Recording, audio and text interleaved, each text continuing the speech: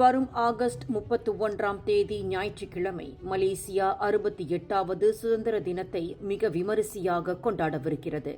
இதனையொட்டி சுதந்திர தின கொண்டாட்டத்தை வரவேற்கும் தலமான டத்தாரன் புத்ராஜயாவில் கடந்த 5 தினங்களாக அணிவகுப்பு ஒத்திகை முழுவீச்சில் நடைபெற்று வருகிறது. அரசாங்க இலாக்காக்கள், ஏஜென்சிகள், தனியார் துறையினர், தொண்டு படைகள், தன்னார்வலர்கள் மற்றும் பள்ளி மாணவர்கள் ஆகியோரின் பங்கேற்புடன் ஒத்திகை நடைபெற்று வருகிறது. இன்று காலையில் நடைபெற்ற ஒத்திகை நிகழ்வில் பிரதமர் டத்தோஸ்ரீ அன்வார் இப்ராஹிம் கலந்து கொண்டு கடைசி ஏற்பாடுகளை நேரடியாக கவனித்தார். பிரதமரின் வருகையானது பங்கேற்பாளர்கள் மட்டுமின்றி அரங்கில் குழுமியிருந்த மாணவர்கள் மற்றும் பொதுமக்களையும் மகிழ்ச்சி வெள்ளத்தில் ஆழ்த்தியது. மாணவர்கள் ஜலோர் கமிலாங் கொடியை அசைத்தவாறு பிரதமரை வரவேற்றனர். காலை 8:38 மணிக்கு பிரதமர் புத்ராஜயா சதுக்கத்தை வந்தடைந்தார்.